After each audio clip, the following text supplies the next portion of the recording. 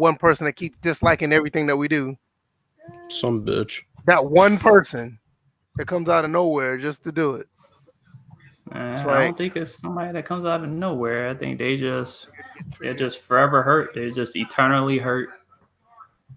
And bro, automatically dislike anything that you do. Yeah, I mean, like, bro, I mean, don't get me wrong. I mean, likes or dislikes is engagement. It helps. And I know I'm not the biggest channel in the world, but it helps. But just to come through, I see the stream count change by 1, and then I see that dislike goes on, and then the count goes back down. Mm-hmm. It's like you really take your time not to do shit like that. It's beyond me. I don't get it. Well, I mean, when you haven't seen a vagina besides your mother's, that's kind of just how you operate. I'm about to say in some cases not they even haven't that. even saw that. All they saw is the blurry look outside of a test tube. That's it. Well, what can you do, man? I mean, hey, it's cool. I mean, like I said, I'm doing something that, and I'm not trying to throw shade at anybody because we all do it here, but we're out here for the most part. We're out here playing games. We're playing video games. We're not sitting here just dicking around about Madden and 2K and running behind developers all the time. I mean, that shit's old. We're doing that shit for 15 years. It's time to do something different. Actually, 10, but they're close enough. You know what? But you know what, DJ? You know what, DJ? That might be wrong. Some of these dudes probably been doing it prior to YouTube. Probably been in the forums back in Operation Sports and these other places. But that's different, though. Well, think about it. Think about it, though. Technically, it has been 15 years because Madden 13 people were definitely doing the shit back then. Well, so it has been 15 years. Yeah, I wouldn't be surprised. Madden 13 was 2012, so wouldn't that end that's 7 years? This is 7 years later. The only thing I'm saying is I would not be surprised. Oh, my fault. I'm doing it. That's what I'm about to say. I put it like this. I would not be surprised that pre-YouTube you had some of these people doing the same shit. YouTube didn't not bring these people out to do this shit. They just did it amongst their boys. Exactly. They probably did it amongst their boys. They probably did it on these little forums that was out there. It probably was like Operation Sports and shit prior to that. Just because YouTube showed up, that doesn't mean they all of a sudden they just been obsessed with Madden and trying to run it more visible. I get exactly. But majority of the public doesn't. They didn't really look at the forums of that nature. Like, oh, this guy is from this forums that does do YouTube now. They only know like maybe one or two, but like, yeah. It's kind of like the dirt sheets in wrestling. If you go back to like the 90s, trust me, I know. Yeah, they were doing that shit back then. I know. Right. Listen, and I was following wrestling. They had a local hotline in Georgia where you can call and you can vent. You can get all the news. You can get all the shit off of your telephone. So yeah, I believe it. Yeah. This is episode 96 of the First and Framerates Podcast. Moving closer to 100. Myself, VF Baller, Bills 4th, DJ 81. We're going to talk about the first half of the NFL season. DJ actually came up with an interesting topic about Dwight Howard, and outside of all that gay shit, I don't want to talk about that. But actually, come on, man. I mean, because some people are going to be thinking about as soon as they see Dwight Howard, that's what they're going to think. But on a serious note, this man has been playing some decent basketball, so I think that's something that we need to talk about. And we're going to talk about some gaming in 2019. Like this year of gaming has been actually pretty good. We're going to talk about some games that we've played. And since it's already November, the year's already about over. So we're going to talk about a few games about that and about this year and talk about a little bit things going forward. So nevertheless, Bills, man, how you been? Same shit, different day. Just grinding. Play Call of Duty today. And Call of Duty hasn't changed. Yeah, I just finished the campaign on my live stream today. But I actually have something to talk about with Call of Duty in a second. But yeah. What, the fact that you won the debate? No. Well, no. I'm not gonna do that. Just ration. I'm not gonna do that. But no, I have something to talk about. It's kind of interesting. What's up? What about you, DJ? What's going on? Well, released another blog, talked about Death Stranding. I know we kind of talked about it on Tuesday, so the next day released the blog. So hopefully you guys have already checked it out and and have left a comment, feedback wherever it can be on Read Twitter, and be educated. Or be entertained at the same time. Or educate yourself and learn how to read.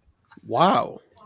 Coming from the person that I was just about to do that. I ain't gotta worry about that. I know I can read. I'm highly educated. You can have your jokes all day. You went to college. You don't get into college without being able to read unless you're a 5-star athlete at North Carolina or something. Man, listen. I know I be multitasking when I read, so I know I'm gonna slip up with some words, but I'll be damned if y'all gonna sit here and say I'm illiterate. That's not you gotta be focused. Nobody called you illiterate. I did. Exactly. That's not happening. I'm not walking away from that. I meant what I said when you were tripping over everything you was reading. You can keep your soft ass. Yeah, you can down that hill and have your soft butter brittle. Who says I'm dying on that hill? And have the coach Ruckus. You can have that butter brickle bitch opinion, and you can have it. It ain't what's happening. It's not my affliction. That's yours. Oh my god. But anyway, as you see the Abby, I got up the championship apparel. So all you Mets fans, Philly fans, Braves fans, and I was about to say Dolphins. Are there any of those whoever the Miami baseball team is? The Marlins. Yes, the Marlins. Oh, that's what they are. It's still a fish. Yeah, it's other fish. Just a sorry ass fish. Yeah, a poorly branded fish. But yeah. So it's just another. I wish NY Kid could see this. I'm sure. Well, he can. I mean, he has access to actually get into this podcast, so there's no excuse that he can or can't see anything. Yeah, because he needs to see world champions, Washington Nationals.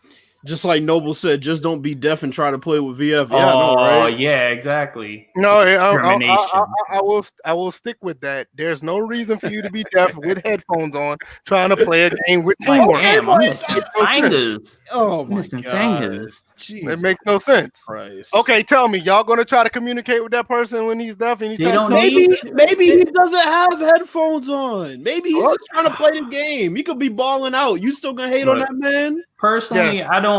Personally, I'll have a mic on or I'll have a mic off. It doesn't matter to me. I can communicate through my actions in the game, and I can see the actions of others to adjust. I need a headset. I'm not gonna lie. When I hop in a TDM game, I automatically mute everybody. That's TDM. I get that. And to tell you the truth, I do my best work when I'm not really talking. I'm not a talker. That's true. Communicator while I'm trying to. Because most of the time I'm getting killed when I'm trying to tell everybody, hey, there's a person. That's why every time I stream 2K, I get my ass whooped. Yeah, I'm the total opposite. Nevertheless, what we're gonna do? We're gonna do our picks first. We're gonna talk about halfway through the season. Which one do y'all want to do? We can do both. I mean, they go both kind of. They basically go hand in hand. So I mean, yeah. Mm-hmm. Let me get the notepad out. Week 10, man. Jeez. I don't have to worry about the Redskins pick. They're off this week. Yeah, man. They can win or lose the bye. I mean, hell, the Falcons lost. Apparently they already lost the bye because of the Trent Williams situation just escalating. Exactly. So I mean, they can lose the bye. Like I said, the Falcons lost their bye. So either way, Bruce Allen's still a bitch. So we got the Chargers and the Raiders for the Thursday night game. Yeah, it's coming on tonight. I'm taking. If the Chargers show up like they did a few days ago, it's gonna be hard to pick against them. I'm going with the Raiders. Yeah, I'm gonna take the Raiders though. Yeah, I don't see the Chargers playing that good 2 days in a row. I'll take the Raiders. Yeah, so it's a sweet Raiders. Okay. Go black. Right. This is a suck ass battle in New York. You got the 2-7 Giants against the 1-7 Jets. Give me the Giants. Yeah, I'm gonna take the Giants on this one. Adam Gase is gonna mess this up, so I'll take him on that. I am going to take a chance. Jets. Okay. All right. Y'all gonna have to give me 2 seconds. My son he's gotten sleepy really, really fast. And he is ready to go to sleep. He was listening to your voice. No, we're not gonna do that. That wasn't slander. Yeah, your voice is soothing. I will fall asleep too. My voice is soothing. Get that gay shit out of here. That's not gay. That's a neutral description. Just because your vocabulary is not where mine is, doesn't mean you have to call it gay. We've had the word gay said in a detrimental fashion like 5 times already on the show. And by one person. I know, right? He's gonna get flagged off his own fucking podcast. It's gonna be the DJ and Bill's fucking podcast. They're gonna protest my blogs. That's right. And, I never mentioned say it on there too. Like, really? First he said he wouldn't play with anybody that was deaf. Then he started talking about gay people, special needs, and the LGBTQ community will all be against this podcast. Man. Two of the worst sections of people. Boy. We can't do our picks now. We're waiting for this man. So, Call of Duty. Let me talk about Call of Duty for a second. So, they're adding 2 maps tomorrow. There's gonna be one for Ground Wars and one multiplayer map. All right, I'm back. I got a question. Why are they still gonna be quick? What'd you say? Why are they still supporting Ground War? Bro, I have no idea. I think people honestly like it. I don't know why. I think they're trying to like it. I mean, it's not a bad mode. They just they really need to take the Call of Duty perks out of it. That will make it much, because it's like Conquest mixed with Call of Duty perks. And I think the only people that like it are people who haven't played Battlefield. Absolutely, I agree. I think if they play Conquest and Battlefield, or any of those other team-based modes, they would hate it because destructible environments kind of takes the out of it. Call of Duty really tried to do Battlefield, and they can't do Battlefield because they refuse to implement destructible environments. And it just ends up being a camp fest, and yeah. No. Yeah, I only have the beta experience with that. I actually liked it, so... Because it wasn't bad. For me, it was the change of pace. And to tell you the truth, I'm more worried about playing in a modern setting than in World War II. So but that's just me. Nobody knew the map, so at that time it was pretty cool. But now that everybody kind of knows where to sit, it's like, ugh. Right. I mean, but Ground War do need more maps because they only have 2? Yeah, they only have. Yeah, that's crazy. DJ took the Jets and me and VF took the Giants. Yeah, I'm taking the Giants. Lions at the Bears. I'm taking Lions. I'm taking the Lions too. I have no faith in the Bears. Wait a minute, where's this game taking place? Chicago. It doesn't matter. I'm taking Bears. I have no faith in Mr. Trubisky. If he's under center, they're losing. I still have faith in that defense. I'm taking Bears. Them motherfuckers can play in a local park and Mr. Trubisky will still stink it up. Right, exactly. It has nothing. The defense only can hold them up for so long. Matthew Stafford's going to find a way to put points up. What could have been, man? The 6-2 Ravens against the 0-8 Bengals. Is this a possible trap game? No, absolutely not. Absolutely not. It's possible. I don't know, bro. Lamar Jackson will shine once again. The Ravens will beat them by 17 plus. I'm not saying I'm picking the Bengals, but I don't know. Coming off a win against the Patriots, 17 plus win. I'm picking the Bengals on this one. 17 plus win. I'm picking the Bengals. I have no. Okay, who's the quarterback for the Bengals? Doesn't matter. Trap game. No. That's what I'm saying. I don't think it matters. I think it's just the situation itself that. I'm going by it. I'm going by the fact this is a trap game. It could be a trap game, but the Bengals have no momentum. They can't score 3 points if the field goes in their face. That's the point of a trap game. They don't have to have any momentum. The Dolphins didn't have any momentum last year going into Week 17 against the Pats, and they ended up winning on that last-second bullshit. The Dolphins always find a way to beat the Pats. They always up for that game. And the Bengals always find a way to give teams they have no business in the AFC North giving them trouble. The Bengals have no recollection of doing that since Carson Palmer. They're going to lose this game. That's not true. Yes, they are. I'm not going to pick the Bengals, but I think this will go. I think this will go deep into the fourth quarter. They're going to beat them by 17 plus points easily. We'll see. DJ took the Bengals. Oh, that's interesting. I just saw something about the Clippers. Yeah, didn't they get fined or something like that? Just 50,000. Yeah, really? She got fined more than that. Bills at the Browns. Give me the Bills. Yeah, Bills. Browns. I don't know if it's something about that organization or is it a coach problem? It's the pushover ass coach, bro. I'm starting to think if it's just the coach or it's just the Browns in general. You have all this talent and you still mean to tell me you only get 2-6. I don't know if it's the organization's curse or is the coaches a mix between both. Something isn't right with Cleveland Browns in general. Something isn't right. Who are you taking out? So Bills. I'm taking Bills. Okay. Yeah, I'm taking the Bills as well. Cool. Anthony Rendon got the Silver Slugger Award. Oh, nice. Yeah, we got a couple. We got a couple of Braves got some too. Chiefs and the Titans. I don't know the status on Mahomes. They did say they're increasing his workload and He's practice. Full participation. Yeah, I heard he's supposed to be playing. Give me the Chiefs. Yeah, give me the Chiefs regardless. Honestly, I'm taking the Chiefs. Chiefs. Yeah, I'm taking Chiefs on that. Chiefs regardless. It doesn't really matter whether he plays or not to me. Falcons and the Saints. Is there any way anybody takes the Falcons here? No, the Saints are going to blow them out by probably 24 points plus. Yeah, I'll pick the Saints on this one. Yeah, Matt Ryan's not playing. The defense is abysmal. Devontae Freeman, I think he got benched, so you're gonna have Brian Hill in the backfield. Matt Schaub is probably going to be rattled playing in New Orleans. I think New Orleans probably win this game like 30-3, maybe 40-14. It's going to be nasty. I hope they score more than that because I have Julio on my fantasy team. That's a different story. You not with Matt Schaub, you shouldn't. I hope he does. Cardinals at the Buccaneers. I want to take the Buccaneers, but I don't know. The Cardinals been playing pretty well as of late. If the Buccaneers play anywhere near how they played against the Seahawks, the Buccaneers will win, but the Buccaneers are so inconsistent, it's hard to pick them. They're playing at home, so it may help, but I'm going to take the Buccaneers by 3, maybe 7. I'm going to take the Buccaneers on this one.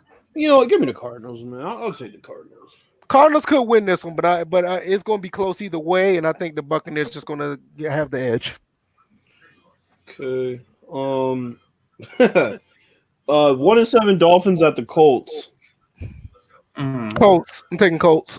I don't know if Brissett's out or not. It doesn't matter. I'm taking the Colts. I think he may be out, but I think the Colts will take this one. I don't see the Dolphins beating them. Dolphins got their one win for the year. I don't even think they're going to try the win. They stumbled into that win last week. Panthers at the Packers. I think the Packers bounce back and take this one. Yeah, I think the Packers will bounce back, but I would not be surprised this game would be closer than we think. Who retracted? What did Neff say? He said something about he was a fan or something. No, he was saying something about Mitch. What was it? There's more of a chance of a fan throwing beer onto the field from section 839 or whatever. Yeah. So why did you? That's hold on. Don't worry about it. You can bring it back. I could bring it back on StreamYard so y'all can see what it said. Okay. There it is. He said, "I'm taking the fan in section 836 in Chicago to throw a beer on the field by the third quarter." So what did he retract his own? Okay. Yeah, he did it himself. Rams and Steelers. Rams. Oh, hold on. Wait a minute. Why do I feel like this is a game that Jared Goff will rear his ugly head? Wait a minute. Where's it being played? Give me the Steelers, man. Listen. Give me the Steelers. Yeah, that's what I'm saying. I said Rams first, but give me the Steelers. Come to think about that, the Steelers might pull that one. Yeah, I'm going with the Steelers on this one. Yeah. I'm with you on that. I'm taking Steelers. I thought the Rams and big, but you got to think about it. The Steelers won 3 straight. They're playing pretty good ball. Vikings at the Cowboys. This is going to be a story of Kirk Cousins. Game of the week material right here. Yes, definitely. It's Sunday. It's Sunday at 8 for a reason. So that's a good one. I'm gonna take the Cowboys on this as well, but that's gonna be a really good game. I'm gonna take the Vikings. I wouldn't be surprised. Yeah, I'm gonna take the Vikings. I wouldn't be surprised. I'm not convincingly saying the Cowboys will win, but I'm taking the Cowboys. But it'll be a good game. Yeah, I think this was going to be probably between this one and the Monday night game. This might be game of the week material. And then the Monday night game, Seahawks and the 49ers. I got the Seahawks in this one. I got to flip a coin on this one. I'm still running with my running back, man, Matt Breida. That's the only reason why. I'm not saying that the 49ers are better. I just want to see my man succeed, Matt Breida. I'm taking the 49ers. This technically is the first real test of the 49ers, so yes. I'm going to go Seahawks. Yeah. Okay. The Niners. Now, mind you, now I'm taking the 49ers for one I sole know. reason. I know. It's not because I think they can actually win. I can't go against a Georgia Southern Eagle. It's hard to. That game is going to be really, really good. Yeah, I think between this one and the Sunday night game, you're probably looking at the situation. If you look at the rest of the games this week, maybe the Packers and Panthers and Rams. No, I ain't gonna even say the Rams and Steelers. Maybe the Packers and Panthers. Those three games are probably the games to look forward to this entire week. All the other ones, you kind of know where what's gonna happen with them. Yeah. Yeah. So halfway through the season, yeah, you can start off that topic. I mean, I think the surprise has been the lack of improvement and the lack of development with Mitch Trubisky. That's one. I expected the Bears. Yeah, I expected the Bears to be a lot better. I don't think the Bears is a bad team. I think it's just the quarterback fucked the entire team up. That's what I'm saying. It's just like his development has kind of stalled out the franchise as a whole. They don't really have a running game. And when you look at their receivers, they don't really have a big-time receiver, but you would expect them to put up enough points to where they can compete, but it's like it's been a shit show this year.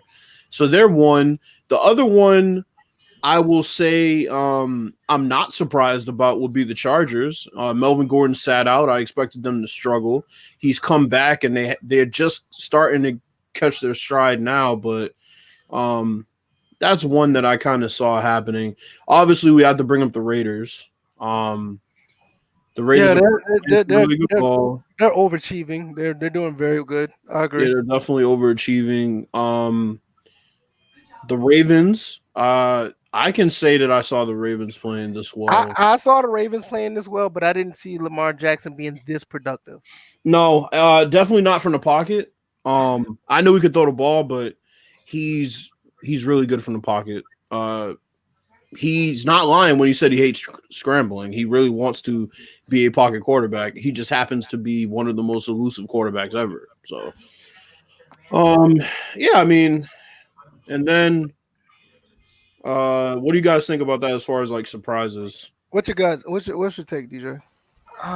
There's two things, and I'm actually looking at one statistically, and I'm actually shocked that we're in week 10, correct? Yep. We're in week 10, but most teams already played only 8 games. That's why I say halfway through the season. I don't think I don't think any other team actually went week 9 games yet. Maybe a couple of them. A couple. Well, the Patriots have played 9 games thus far. Right. Yeah. They're bye weeks this week. Okay. But the surprising thing is that with being this far in the season, the Jets only have 96 points. Total. Yep. Just 96. That's surprising for any team, not just the Jets. No team should have that little bit of points. I can understand. That's almost 10 points a game. Yeah, because after that, you have the Dolphins at 103, the Redskins at 108. So those are your like offensively. And how many points you said? How many points did the Jets score? 96. 96. So they're averaging roughly 12 points a game. Right. That's awful. It is. Ugh, God, dude. What else you got, DJ? And then I'm over here looking. I'm gonna focus on Philly for a second. I'm shocked at their identity crisis. It just seems like to me they can't figure out what they really want to do. Now I understand they've had injuries, they've had receivers just underperform. That goes with injuries as well. Deshaun Jackson was supposed to be their main weapon downfield, but obviously he's on the shelf and will continue to be on the shelf for pretty much the rest of the season. I mean, to be honest, let's be honest. If you look at every season outside of the year they won the Super Bowl, the Eagles are basically who they always been. I don't see too much. Then what is that? A mediocre team trying to find their way. That's exactly what they look like right now. They've been looking like that prior to pretty much every season, even during the Donovan McNabb years. They've been looking like this throughout the entire time, outside of the time they actually won the Super Bowl when the team looked red hot. Outside of that, they've been an above average team that's trying to find their way. Yeah, but the thing is, it's like I'm like, yes, they're by saying trying to find their way. That's the shocking thing. You would think you have that Super Bowl year that would have established who you were, but True. it seems like in essence they've gone against that grain, haven't done the things that made them. I'm like, there were some things that fell in their lap. And like you had a hot Nick Foles, who's in Jacksonville. You got Carson Wentz, who's not on that MVP type path like he was before he got injured, and now that he's kind of like still trying to find his, mojo or whatever to try to regain it. It just seems like it would be easy to kind of lean on what should be their team's strength, which would be, running the football and playing defense. But, when you have problems in the defensive backfield and then again, back on offense, you have issues at wide receiver and possibly at quarterback. It's kind of hard to reestablish that identity that they had during that Super Bowl year. So, but still, I'm shocked that they haven't established an identity this year. Well, it's hard to establish an identity when your starting quarterback is in and out, in and out, in and out. Because, they were an offensive powerhouse with an underrated defense the year that he got hurt. And then Nick Foles came on and their defense stepped up and Nick Foles didn't do anything to lose them games. And the next year, Carson Wentz comes back and it's kind of the same thing. They're trying to ease into and find their identity. But when he's in and out of the lineup, it's difficult. And it's not only that. Even when he's in the lineup, I mean, what kind of team they really are? They're relying on a lot of stuff that Carson Wentz does, and he's a good quarterback. I mean, you have to understand that the players around him aren't really. I mean, let's just be honest. The players around him aren't really giving him support. I mean, the team is, like I said, the team itself is just a below average team, and they don't even know what type of team they want to be. Yeah, I mean, it's basically that's what it boils down to. That's why they're slightly above 500 right now. Yeah, they're one game above 500. Right. It's like when you know what type of team you are, you're either going to be very good at what you do, or you can be very bad at what you do. Some teams don't want to admit it, but some teams are bad at what they do because they know exactly who they are. And when it comes to my ups and downs and surprises of this halfway point of the season, the Falcons know exactly who they are. They know who they are. They don't want to admit it, but they know who they are. They know they're a team that do not have a defense, and they're not even trying to fix the defense because it's too far gone. They're going to have to revamp everything. Hence why they're 1-7. Nothing really wrong with the offense, but if the defense can't stop anybody, Matt Ryan could go for 355 touchdowns, no interceptions, and still lose. It's what we saw half of the season. That's my biggest disappointment of the season, with the team that literally did not change much, just fell off the map defensively. We would be remiss if we didn't bring up the Browns. That was my second disappointment. Mm-hmm. The Browns, not only I'm not shocked by that. No, I am. I'm sorry, I am, because I know I don't care. I don't know how anybody could have predicted they were going to be this bad. I don't care who you are.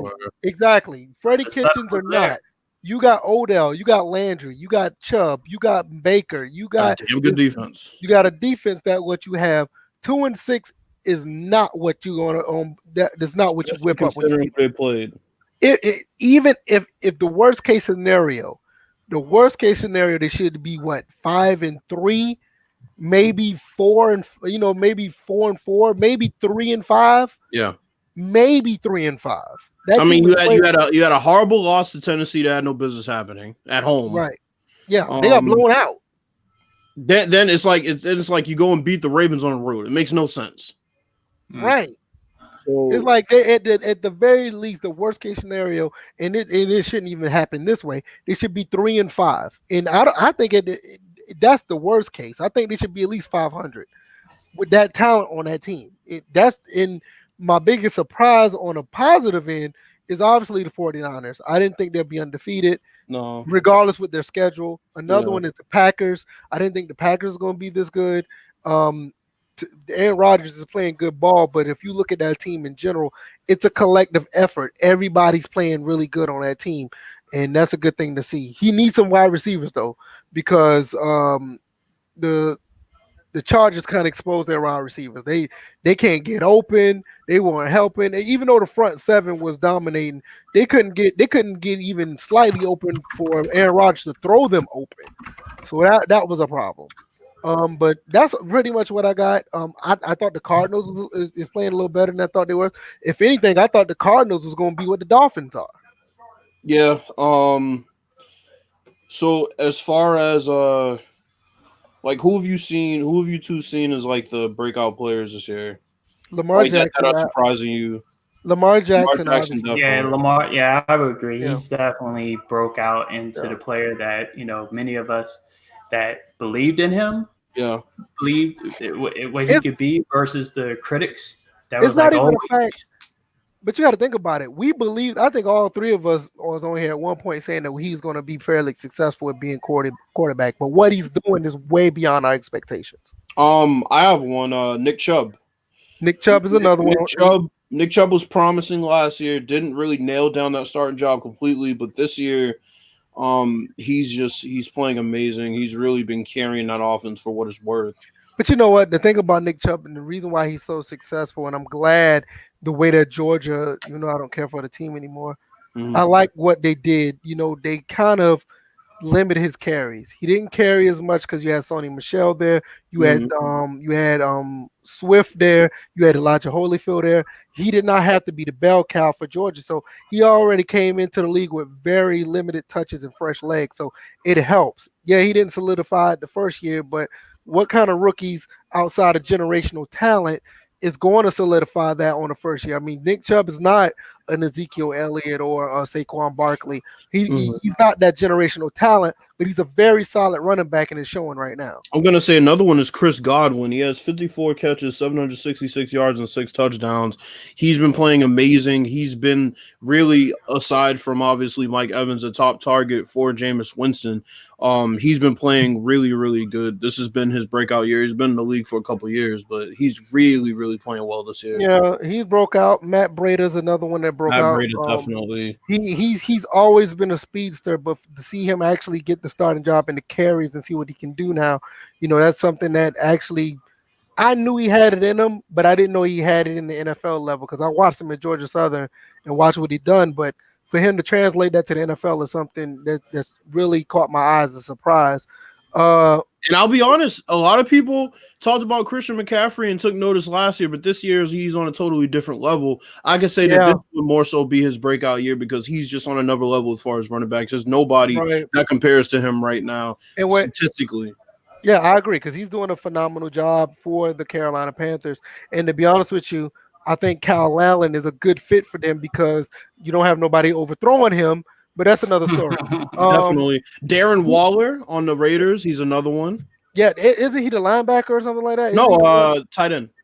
Who's the linebacker that took place of Khalil Mack and actually putting up the same type of numbers Khalil Mack is doing right now? I don't know who the linebacker is, but the linebacker they got now is putting up the same. I'm not saying he's the same talent as Khalil Mack because, that's crazy. But no, it's not perfect. No. But this kid is doing Whitehead, right? Somebody put the graphic up on Twitter. I can't remember his name, but he has like the same amount of tackles, sacks, and tackles for losses to Khalil Mack. So the level of production, it doesn't look like a bad trade. Whitehead. Whitehead has 57 tackles right now. 44 solo, 13 assists, 3 tackles for a loss. Yeah, that sounds about right. About right. He doesn't have any sacks. Chris Thomas in the chat put out DK Metcalf. He's somewhat a surprise. I kind of knew he had the talent when he was at Ole Miss. Yeah.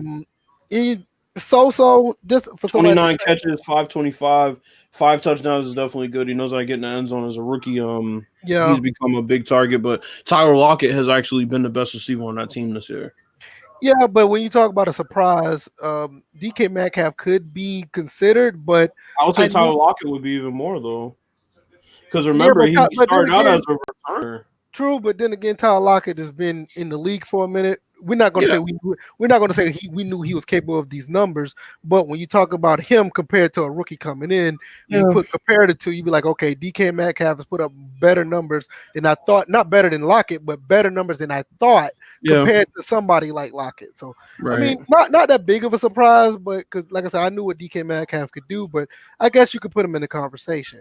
No, let's go with Oh, go ahead. Yeah, there's another one that I've actually been talking about when they thought after Andrew Luck retired suddenly, Jacoby Brissett. Yes. I'm and Marlon Mack. And nobody, even the Indianapolis Colts didn't think he was going to do this well. Even the fans didn't know. Right. Patriots fans didn't. I'm always going to throw him out there because he's definitely, and he's doing it the way that, not that saying you're doing it the way you're supposed to, but this is a classic way to play quarterback, and he's doing just that. And Bosa's another one. Nick Bosa, JB said, definitely. We're gonna get to Bosa in 1 second. Let's stick on Brissett for a second. Yeah. I don't think Brissett was ever touted as anything outside of a pocket passer, so I'm not surprised. But I am actually impressed how efficient he's been. I didn't think he was going to be this efficient. I mean, he played against the Falcons, and I think he completed his first 18 passes. It's like, I mean, nobody see. I mean, I'm pretty sure that's an anomaly because that doesn't happen. But still, well, I'm not very surprised. I told Pats fans I was much more worried about losing Brissett over losing Jimmy Garoppolo. Jimmy Garoppolo can walk. Brissett, I could see actually taking over the reins of the quarterback in New England. So I was actually pretty mad when he departed. But Marlon Mack's another one on the Colts. He's been balling out this year. He's finally locked down that starting position for good, and he's balling, man. Well, I mean, the Colts needed a running game since Joseph died, so. God, that guy. Yeah, exactly. So let's get back to Nick Bosa. James. Edgerrin James is a monster. Right. No. Let's go to Bosa for real. Let's go to Bosa for real. We're not doing that one. I know. Is it Joey or Nick? Nick's on the Niners. No, okay, yeah. As a rookie, absolutely. I think he's a bigger surprise than DK Metcalf because Bosa's been a really big impact compared to Metcalf has just been doing very good. Bosa's doing some shit that's like 7 sacks in a pick. Yeah, he's doing some shit that's like some 5, 6, 7 year Pro Bowlers haven't done. Yeah, in recent times, so he's a way much bigger of a surprise than Metcalf. So as far as rookies go, defensive rookie of the year, what you think? Of course, I thought Abrams was gonna have a chance, but obviously he got hurt. I think Bosa's running away with that. I don't think anybody else could. Yeah, I was looking at Bosa as well. Yeah, I'm looking at. I don't see anybody else rookie defensively. And there is almost. I think we're gonna wait a little bit longer for the offensive rookie because there's a lot of them they're like neck and neck right now. You got Jacobs, you got Waller. Yeah, I think Waller's is he a rookie? Well, I would think McLaurin would be thrown up there too, but now I think that's gonna slow down because now you're working in Dwayne Haskins and he's got a learning curve ahead of him. And honestly, people might call me crazy, but Kyler Murray, when you start looking at the stats he's put up this year, that's another 2,200 yards. He has to kind of cut down the picks for the rest of the season. 9 touchdowns and 4 picks, but that's actually not bad though. That's if really he kind of gets going, well, especially considering what I thought he was going to be. Because I really thought it was going to be the other way around. It probably 2 touchdowns, 12 picks. I'm dead serious. I did not think Kyler Murray is going to be anywhere close to what he is now. Right now he's playing a little above mediocre, a little above average. But as he keep it up, and you look at the other rookies out here now, he may be on his way getting that offensive rookie if he keeps it up. So let me bring up the standings as they stand right now, just so we can discuss this. All right, so the AFC East, the Pats are 8-1, the Bills are 6-2, and the Dolphins and Jets are both 1-7. I'm gonna tell you something right now. The Bills, the Patriots need to be careful. Because the Bills can easily find a way to get on top of them. And I'm not saying this to be funny. The Bills are a dangerous team. The Patriots are good, and they have a chance to run away with this division. But right about now, do not sleep on the Bills. They have a chance. They do. The Bills usually don't make it this far. Usually they get to about 4-0, 4-1, and then they kind of fall off. But 6-2, I mean, you're halfway through the season and still balling out. Obviously, the addition of Micah Hyde made a big difference. He's a beast. Yeah. Josh Allen's maturation has been great. He's playing well this year.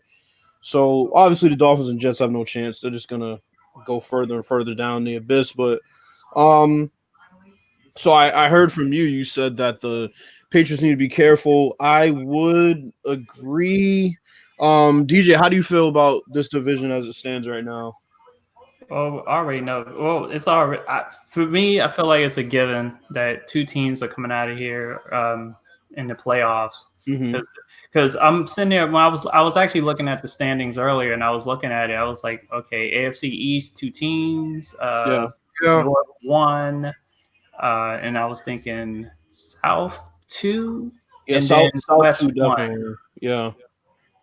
So the Bills have a nice road record. They haven't been beat on the road yet. So yeah, they have the defense to definitely travel. That's what I'm saying. That's a team that the Patriots. I mean, if they slip a few times, it could be an issue where the Bills could possibly take that division. I don't think they will, but it's something to look out for. It's something to watch. And then on top of that, looking at the Buffalo Bills points for and points against, net points of 27. So they played a lot of close games. Yeah, and that helps in the long run. Oh yeah, the adversity. So the AFC West, you have the Chiefs 6-3, Raiders are 4-4, Chargers are 4-5, Broncos are 3-6.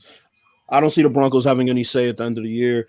Chargers, I feel like they'll overtake the Raiders, but I don't think they're going to get a wild card spot. I think the Chiefs will wrap up this division somewhere around week 12, maybe. Let me tell you something. The Chiefs need to lock down some defense because if the Raiders could get a running game, they could be a problem for the Chiefs. Yeah. I'm taking the Chiefs to win the game against them this week, but, and this is a big but, no matter what Mahomes Wait a minute, I thought you picked the Raiders. We all picked the Raiders. Yeah. No, hold on. You we said picked the Raiders. No. Who's playing the Chiefs this week? Yeah, they must be playing somebody else. Or yeah, I got it mixed up. I thought I think they may be on a bye. No, the Raiders are facing the Chargers. Yeah. Okay, that's why I got it. I don't know why I thought they was playing each other, the Chiefs and the Raiders. But I'm just saying, if the Raiders get a running game and they play against, I don't care who's playing, if Mahomes playing or not. If that defense can't stop nobody, they could possibly have some serious problems going into later on in the season. So, I still take the Chiefs to win the division because of the talent-wise overall. But the Raiders is playing some good ball, and the Chargers, they're 4-5. They're still the Chargers, though. I mean, they got a chance, but they're still the Chargers. They be the London Chargers. All yeah, I know, right? We got the AFC North. There's not much to see here. Ravens are 6-2. Steelers are 500. They're 4-4. Browns are 2-6. Bengals are winless at 0-8. I think the Ravens run away from this division. There's nothing really even to see here. Steelers will probably end up somewhere, maybe around 10-6. They always find a way to a respectable record, but let's stop real quick before. Actually, I won't say 10-6. Probably 8-8. Hold on, let's stop real quick. I want to get a quote in here real quick from JB.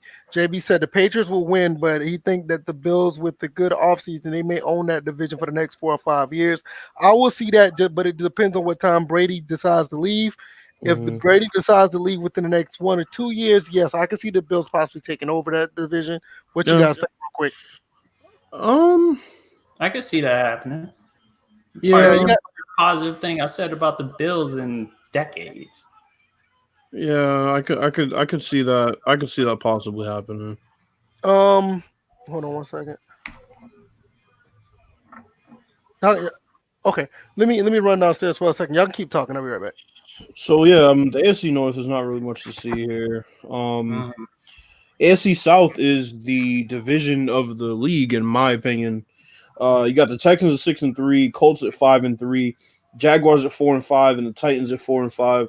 Honestly, if I was going to pick a team that I think doesn't have a chance to win the division, I would say the Jaguars. I would think that was the Titans. Ryan Tannehill's been playing well, though, and he really is a starter. He just was coming off an injury. I don't know if the Jaguars have what it takes to sustain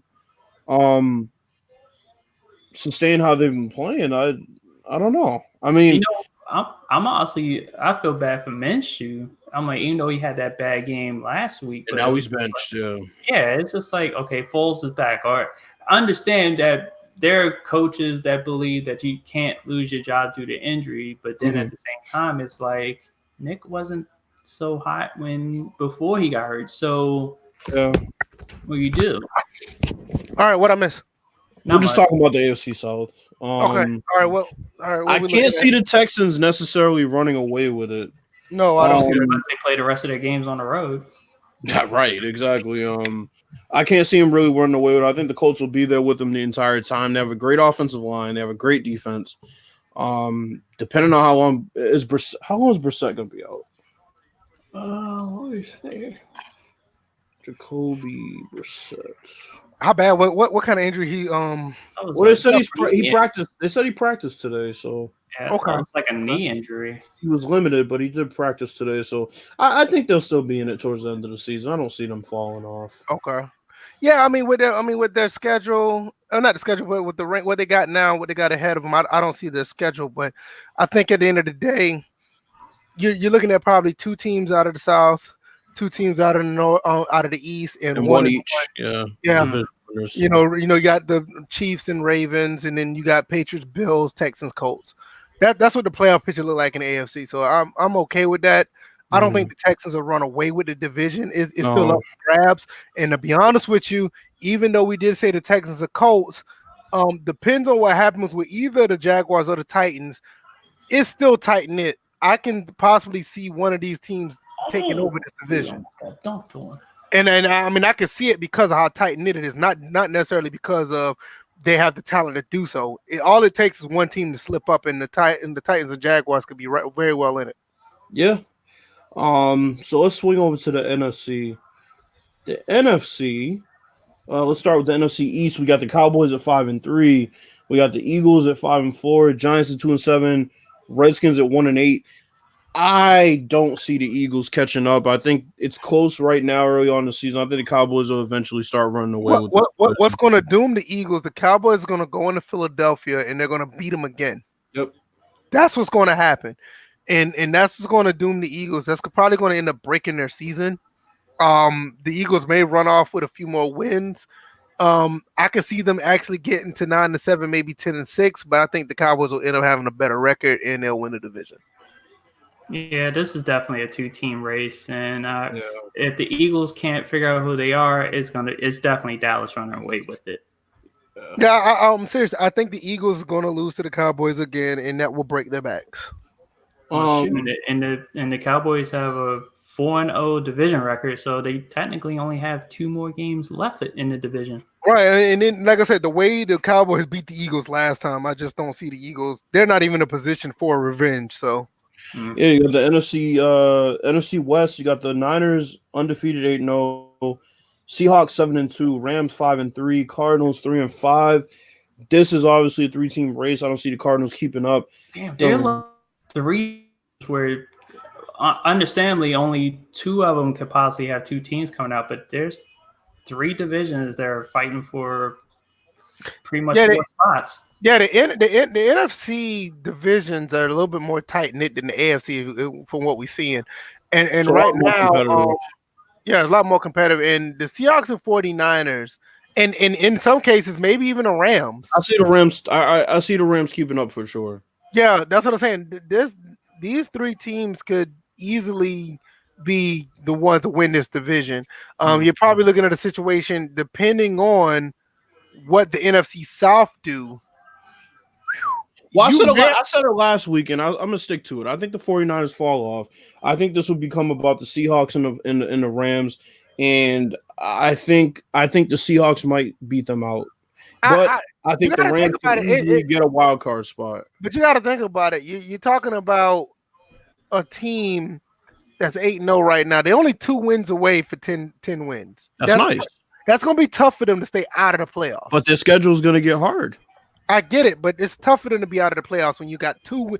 You get 10 wins in the NFC. I'm pretty sure you're going to the playoffs. Not looking at the NFC this year. We're gonna get into that. It's not looking. I don't know, bro. We'll see. Their schedule gets harder.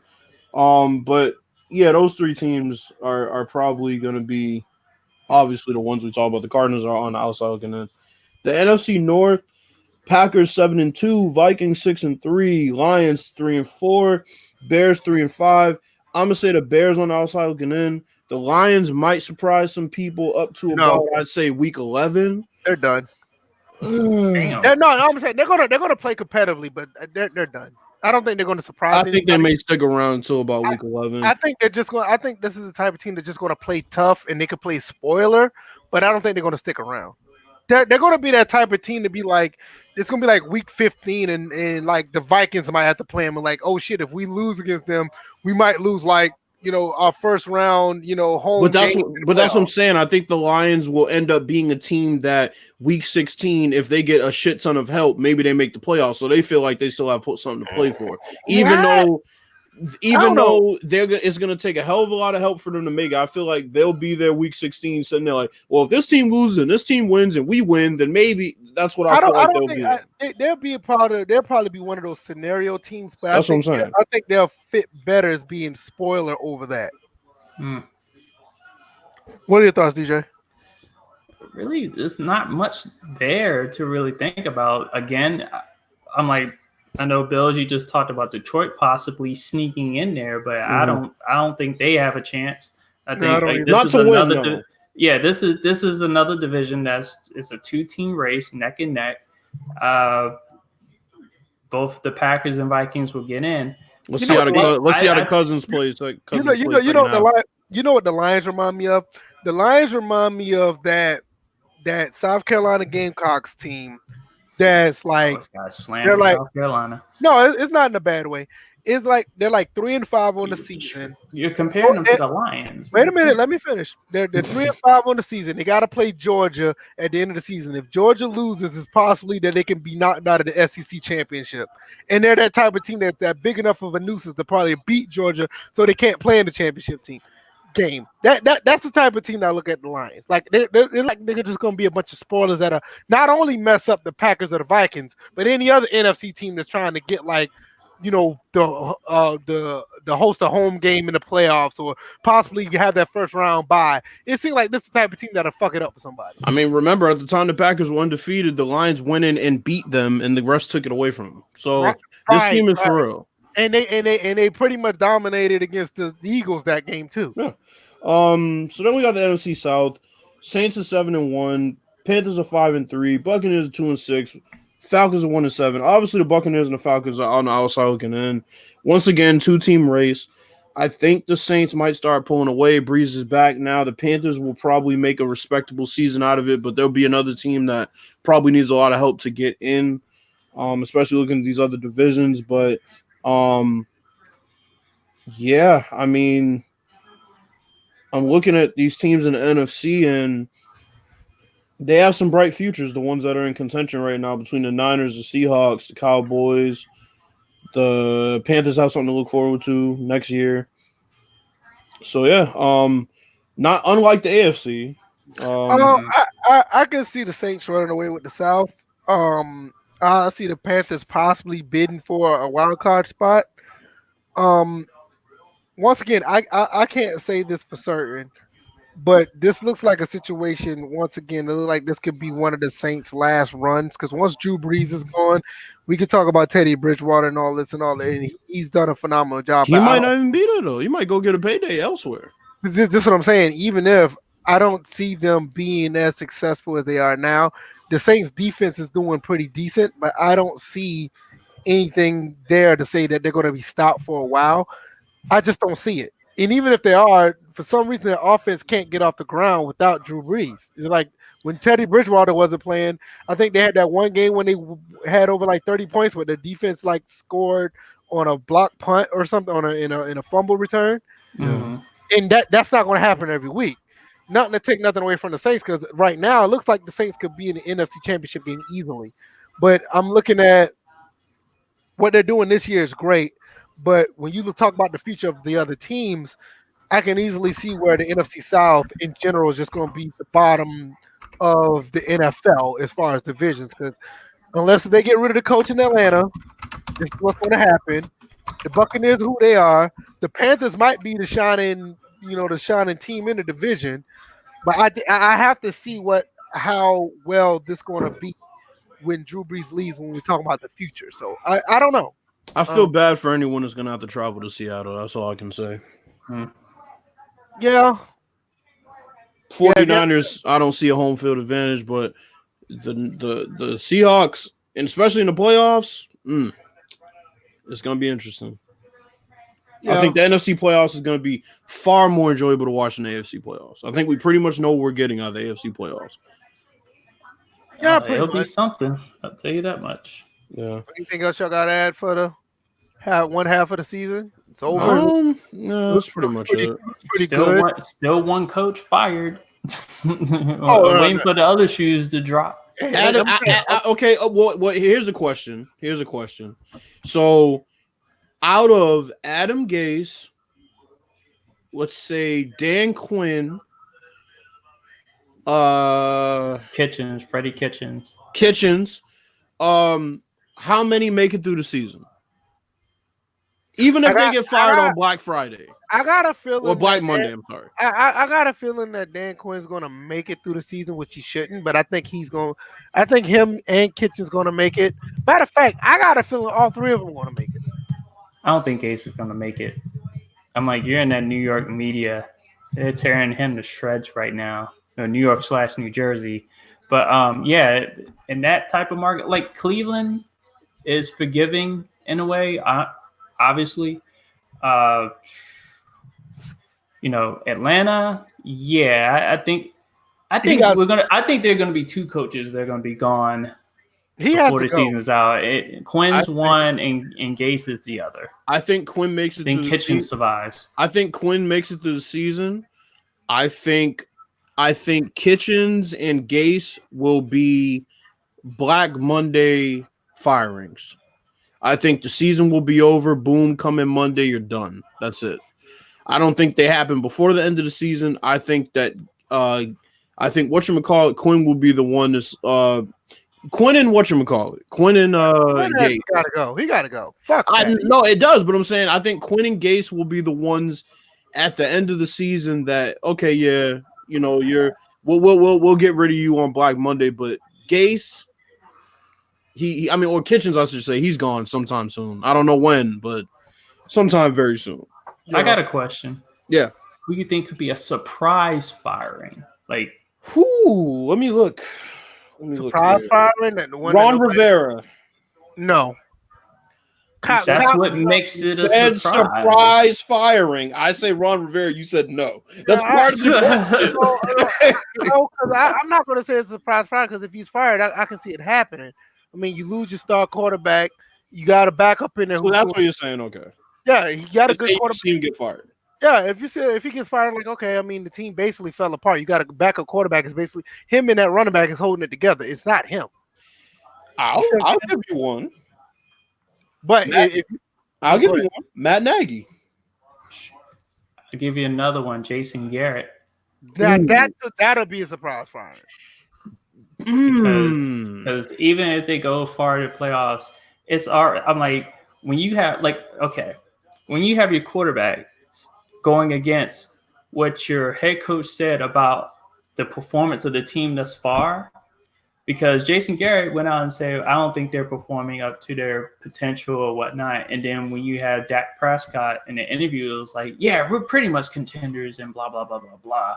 I'm like, I can see that as a quarterback responding to a challenge presented by his coach, but they've tuned Jason Garrett out for a long time, and they're winning despite him. They were crumbling because of him, but now they're like, you know what? Forget him. I'm like, they're not even high-fiving him when they go. It's just totally mute.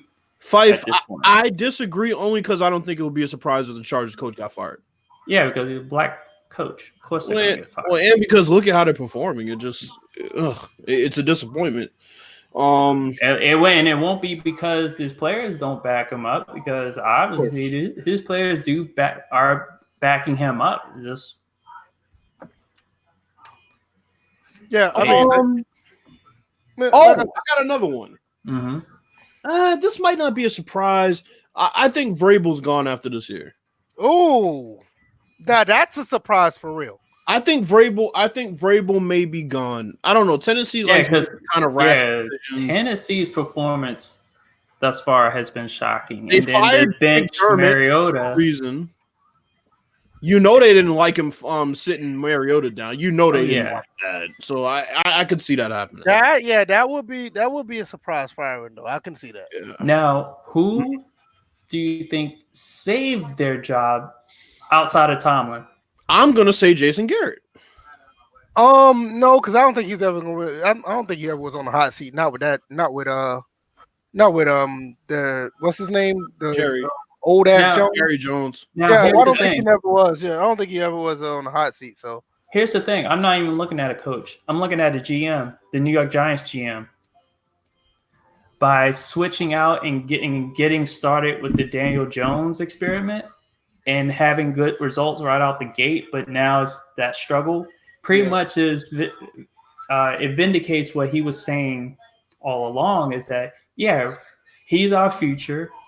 We're going with him now. We're sticking with him for the rest of the season.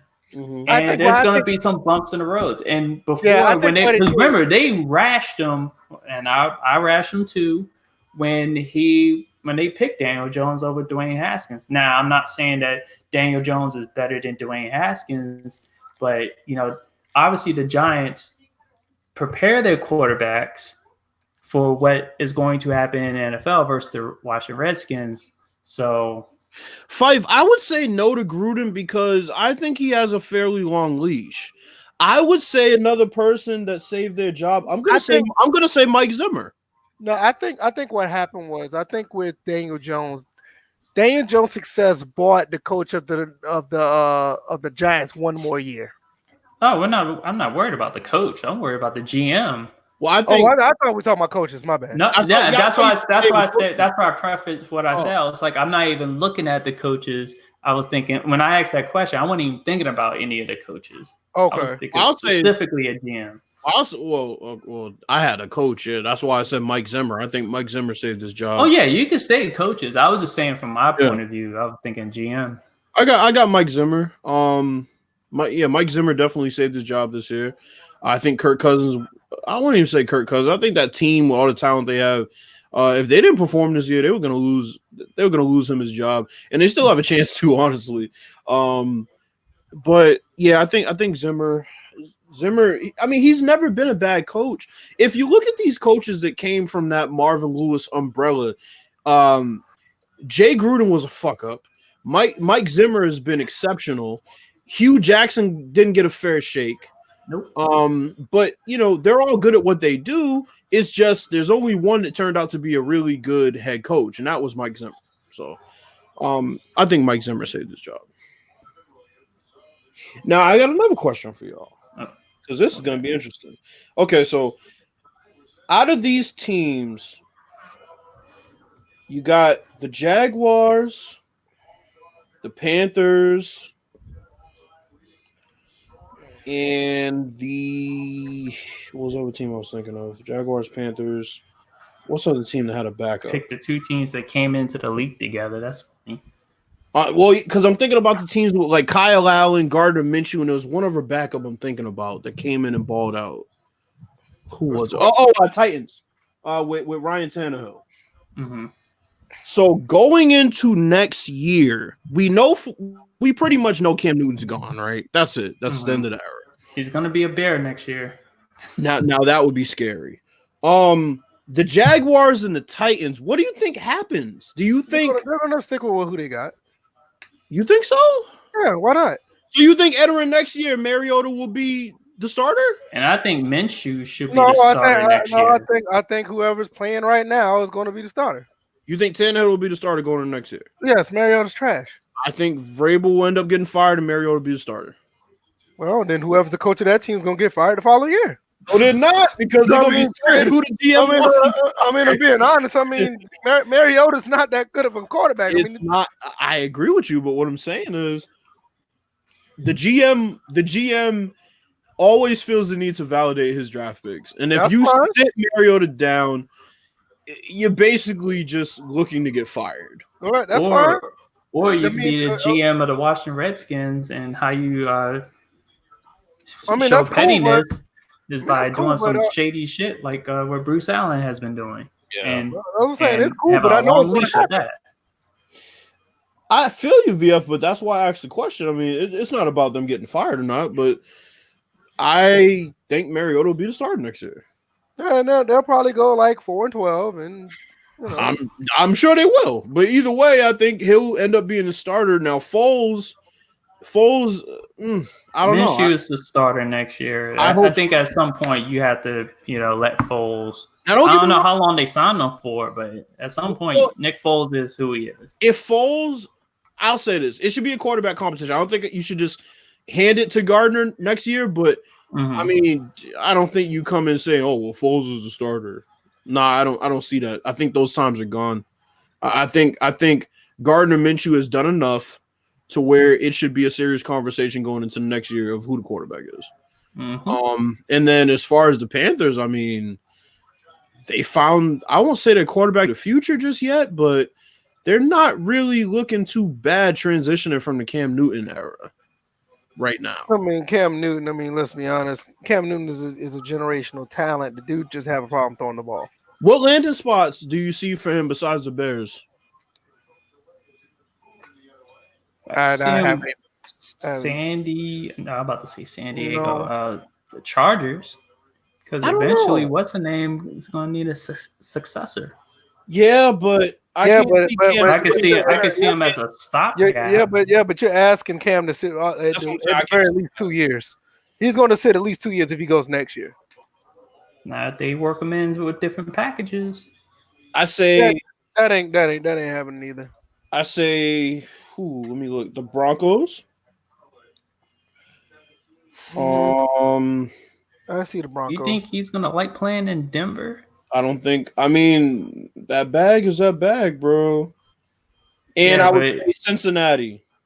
But you got John Elway up there trying to. Oh Lord, he goes to Cincinnati. He might as well go to retire. I would say the two places with vacancies are those are the two places with like glaring vacancies. I guess you could throw the Titans in, but not really.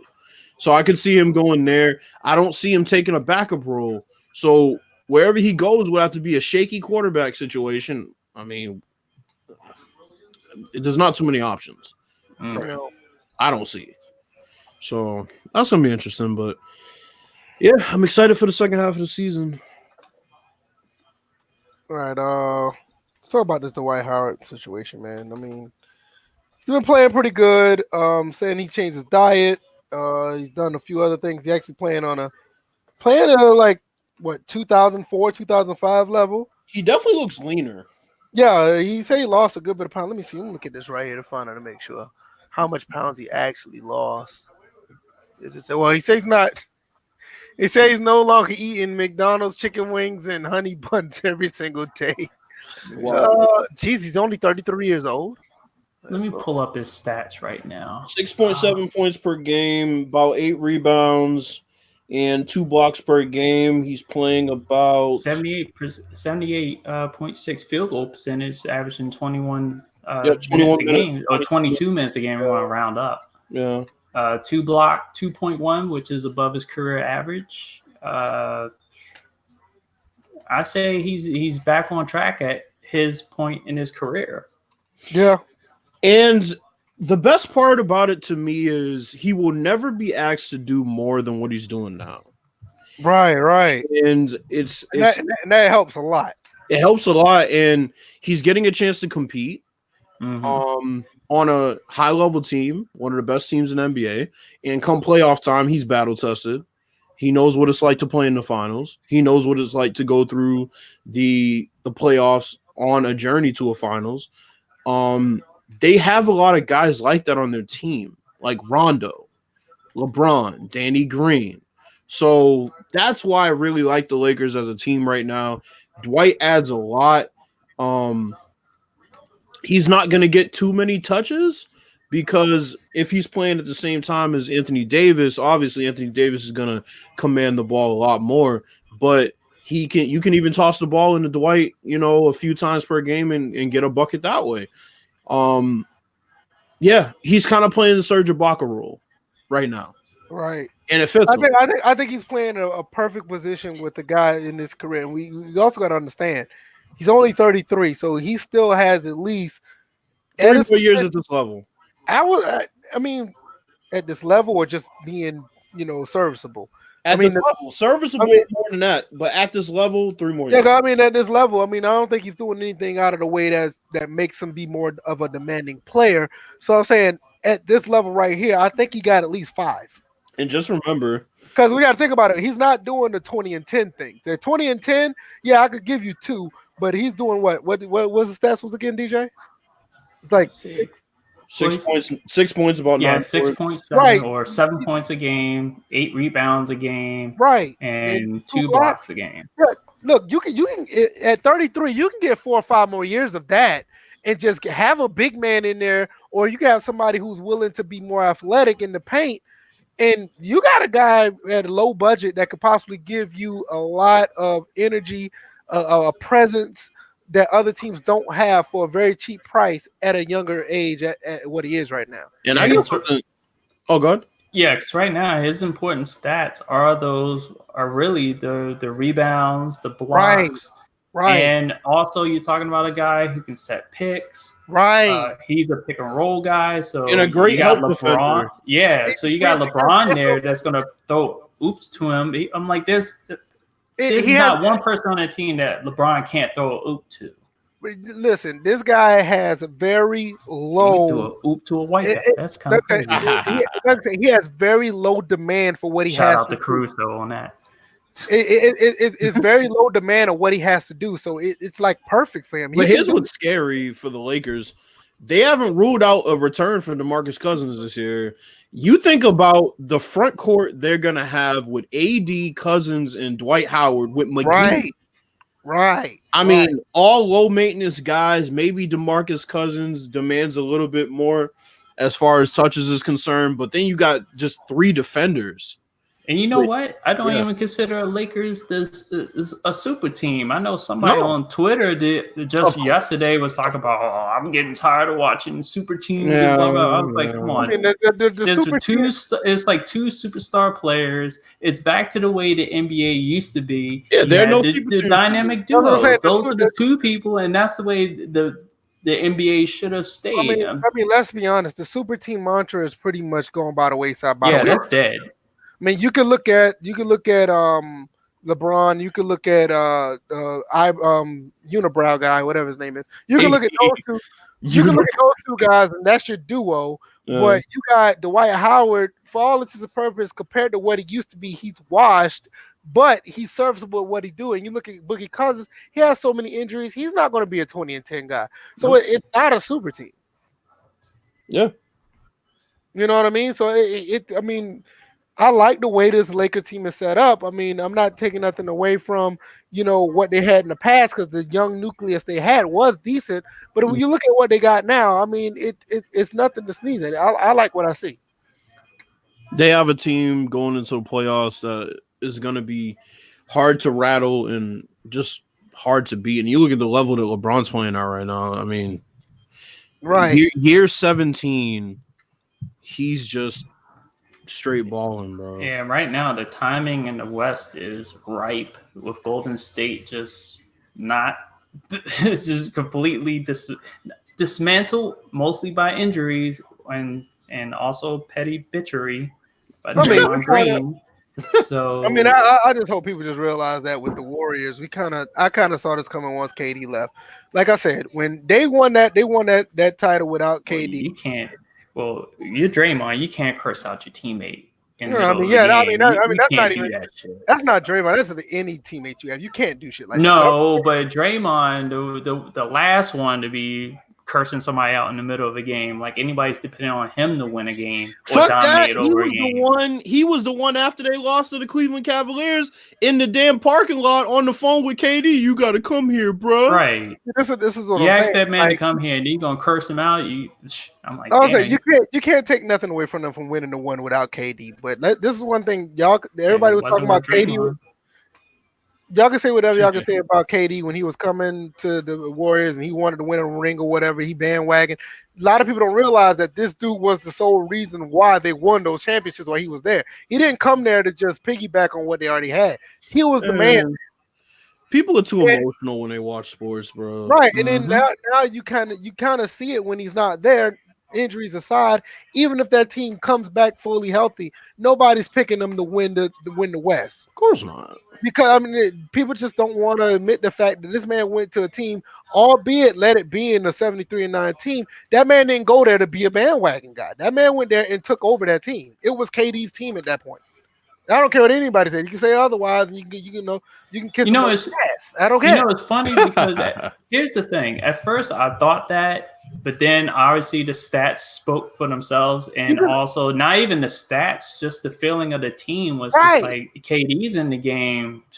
Now Steph is just like if you're the dominant one on a team, like everyone thought Steph was, you wouldn't take a back seat. And now be relegated to doing all those crazy shots that you're doing versus KD. He can go inside, he can go outside, play defense.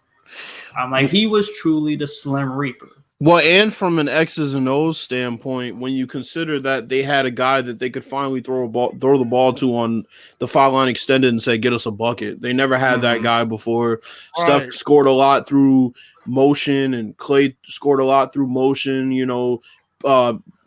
Post ups every now and then, but they had to work a lot harder for their buckets before KD came. KD was right about saying they should have ran a lot more isolation last year. They had some trouble because they wanted to move back to how their offense used to be, but that just wasn't going to work. They didn't have the talent to do that. So now you're looking at them, and it's not the fact they didn't have the talent. It's just that when you had somebody like a KD, that type of offense don't work with a guy. But they didn't have the talent either because they lost players.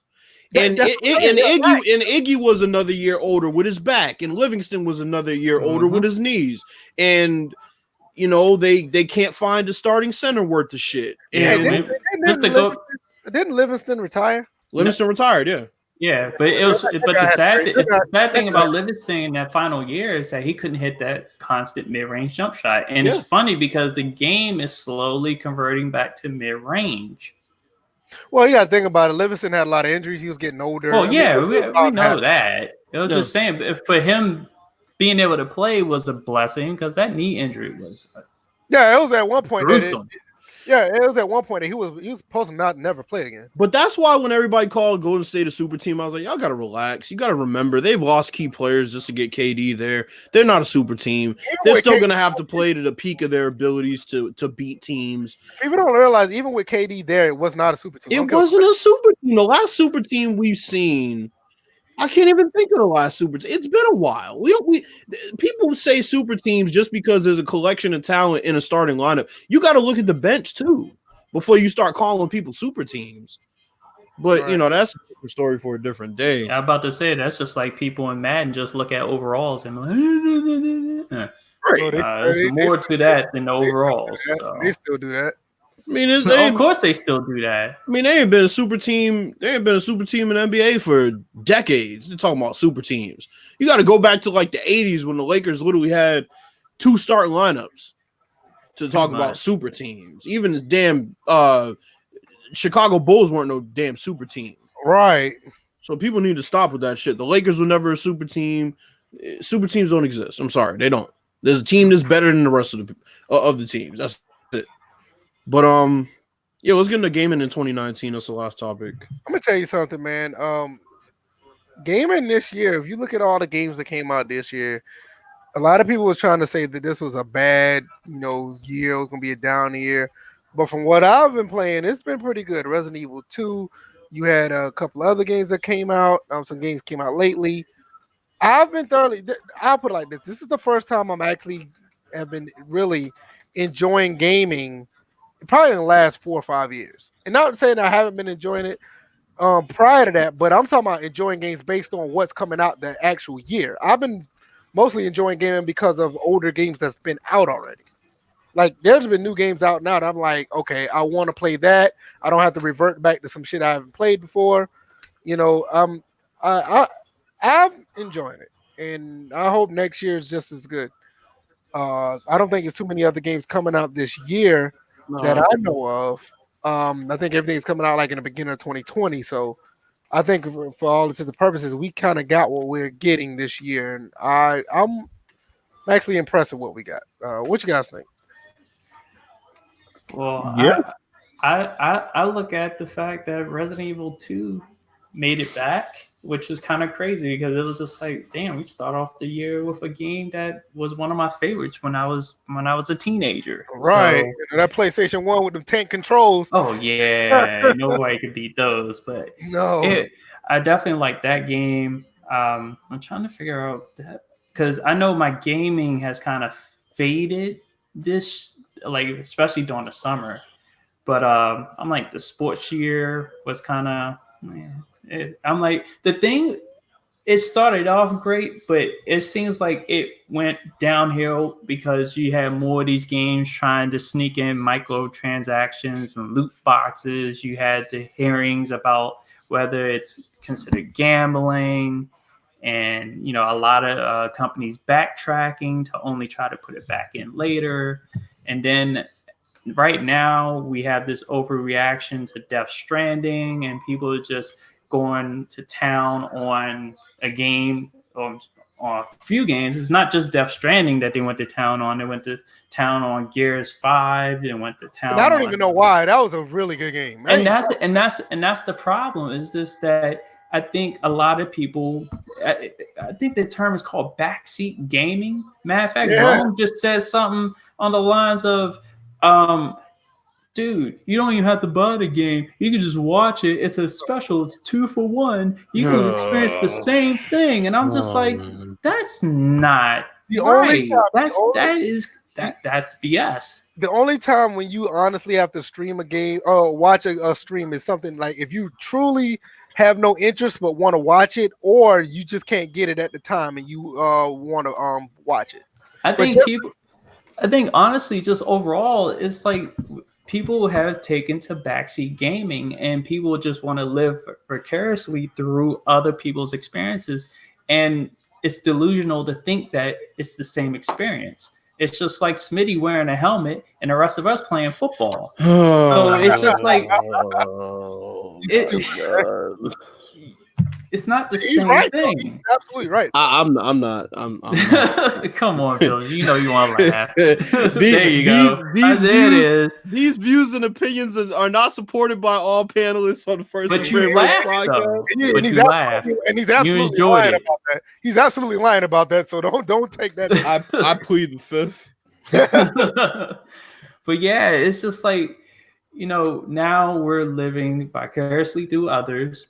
And that's bad. To me, that's very bad. That's a bad time for gaming going into the next gen, because then it's just like, how do you really expand as a gamer if you just settle on just watching somebody, like the people talking about, well, I've seen the game clips of Madden, that's enough for me. I'm like, right, well, that's your loss or gain or whatever. Well, how much can we value your opinion if you haven't played? Exactly. We can't value your opinion very much. You're just sitting there talking about what you've seen, but you haven't experienced it. You haven't played it. You refuse to play it, but from a distance, you're just bashing the game. You can't take people like that seriously. Especially, like, just to throw this in, and I kind of ended this in my blog. I'm like, people have settled for much less in real life. Yep. So it's like, you're rationing a game that basically got a B. If it was a test, you would have passed it and it would have been a good score. But, people walking around with 69s everywhere. So what is your thoughts about this gaming gear, Bills? I've enjoyed it. I think Call of Duty so far, even with all its faults, has been my highlight just from the nostalgia aspect of it. Going back to their roots and putting out a real boots to the ground type shooter. NBA 2K has obviously been exceptional this year. Madden was a pretty good offering gameplay wise. They're finally starting to get things together. Obviously, as we always know, around the time that these tournaments and shit start happening, they start putting everything in the game that the real sim gamers want and leave it alone. NHL another good offering. Pez, another good offering. So all the sports games pretty much have been pretty good on the gameplay side of things. Oh, you want to gloat again about WWE 2K20? Well, and then I don't want to mention it, miracle but patch? there was a patch that came. There was a patch that came out and took the game from a fucking February 2018 build to the full game. So it's just in general 2019 has been a pretty decent year. Not the best year in the history of gaming, obviously, but it's pretty good last year for this console generation. Can't really complain. So I've enjoyed it. Yeah, I mean, my thing is like I played Resident Evil 2, played a few other games, played Gears 5, just got finished beating the campaign on Modern Warfare. I've been playing this play. You're playing on the hardest difficulty, or one of the hardest I'm playing on one of the hardest because ones. you have issues with that Juggernaut. I was pulling a kid's move at one point. I'm playing on one of the hardest difficulties because I know one thing about when I stream a game, I don't want to play on a difficulty that makes you just run straight through the game. I mean that's no fun. I want to see hawked down by the Juggernaut.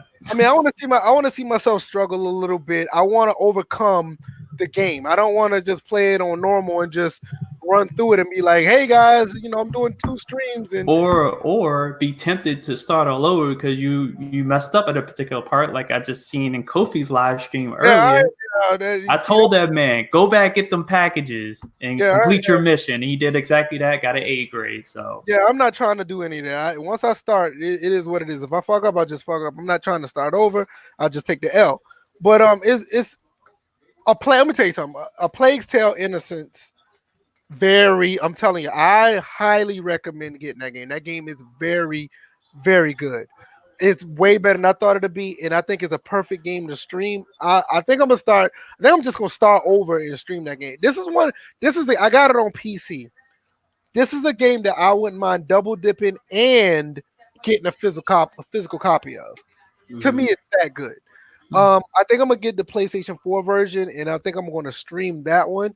Because for some reason, I mean, I could stream PC games, but when I'm streaming, it's easier to stream on the console. Well, mine is Xbox for some reason. It's way easier to stream on consoles than the PC. Because when you stream on PC, you really have to have another PC to stream on. Yep. Because you don't want to put all that load on your PC by running a game and streaming from that same PC. It's just don't want to do that. So I'm gonna probably get the game on PS4. I'm debating if I'm going to just start over and just drop the PC version because I mean it's not that big of a deal as far as graphics and performance. It's not that kind of game, trust me. And I'm thinking about just going to do it. I think people aren't really playing the game, but I think if people watch me stream it, I think they'll become very interested in the game. I think it's that interesting and that good. And I don't know about any other games coming out later on this year. I do want to go back and play Sekiro. I do want to go back and play it because I never got into it. I think Neo came out last year or something like that. It's free right now on PSN. So free on PSN. So that's another game that I want to try too. Well, that and the second, not necessarily the second Outlast, but it's Outlast 2. That's also free on PSN. Yeah, that's free this month too. But so I'm not touching that game because my nerves won't be able to take a game. Yeah, but I think I'm gonna just go ahead and go back because I think I'm already. It's so good. I think I feel like I'm like 4 or 5 chapters in, but I do not mind going back and play and stream that game. I think it's really good. A game that I've gone back to, State of Decay 2, and it was I heard that game is actually better than advertised. Yeah, I'm like, it's gotten more difficult to play, even on the regular, because they've added in more zombie hordes and the whole management aspect of it. I actually lost one of my characters just yesterday. Because wow. I went in thinking I could take this plague heart, and I think it was the second plague heart. So it was a little bit tougher than the first one. And just got overran with the blood plague zombies and lost who I hadn't picked the leader yet. Bitch. And damn, what the hell that came from? No, I'm playing Street Fighter 3. Oh, good grief. But yeah, lost who I was going to pick was the leader, and what's funny? It actually plays into this horror movie stereotype. I was going to pick the black dude as the leader, and he's the first one to die. Oh, so, you know what I noticed? You know what else I noticed?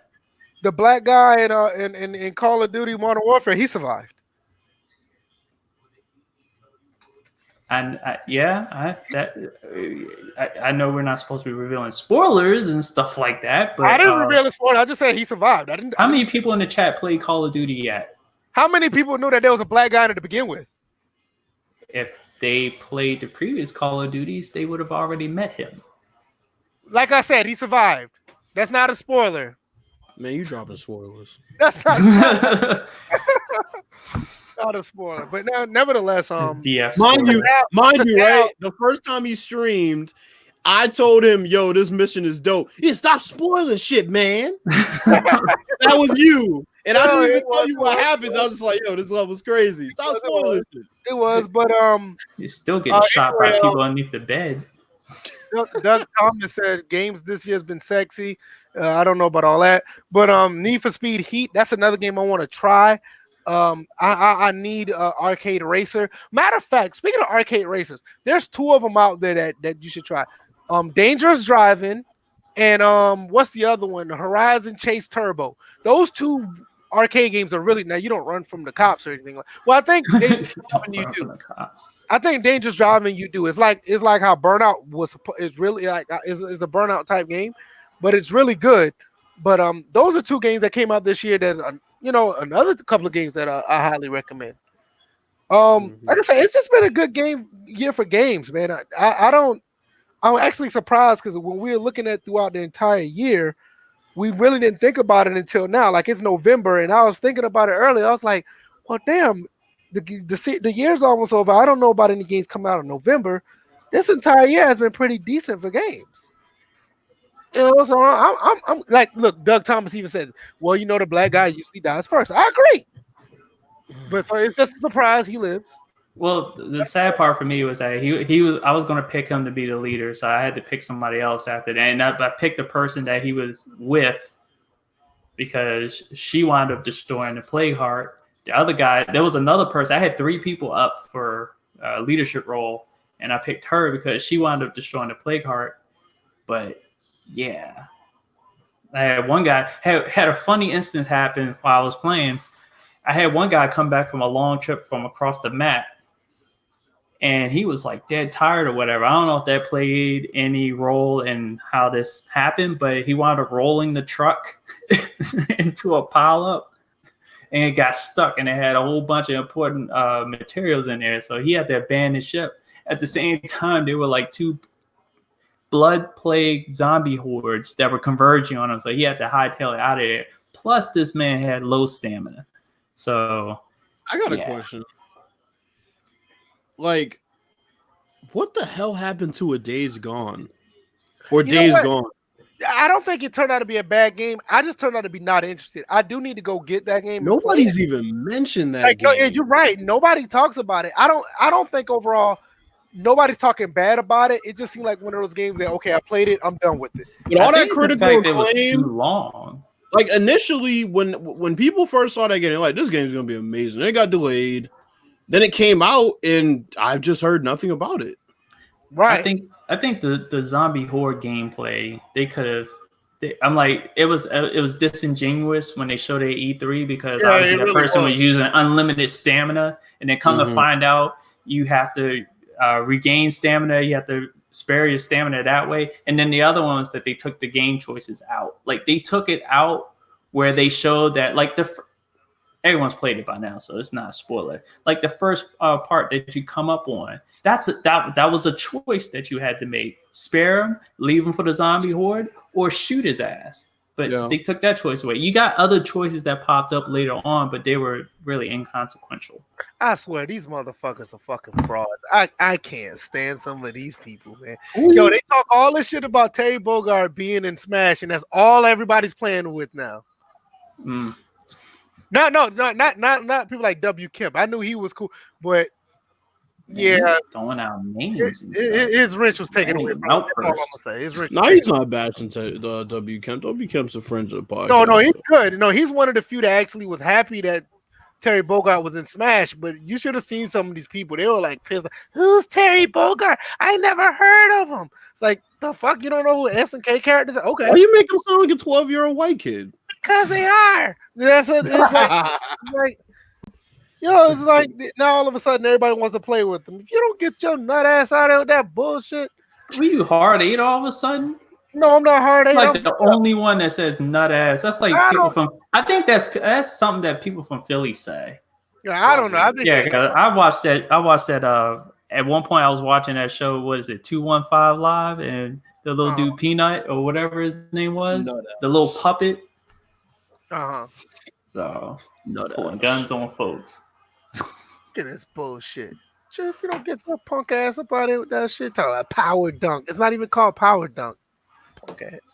Well, anyway, what else y'all got? Y'all got anything y'all want to add a little before we go? But I have a comment to make about this TNT broadcast. I think it's dumb to have the shot clock displayed at the free throw line. Okay. Yeah, shit, I noticed that this year. I saw that and I was just like, I was looking at it, I was thinking it was like a faulty thing in the stadium, but I was like, that's a graphic. Why? They have a shot clock on the scoreboard, on the little scoreboard thing at the bottom right. Why do they need a shot clock on the screen? Nobody's looking at the free throw line for their information about the game. Right.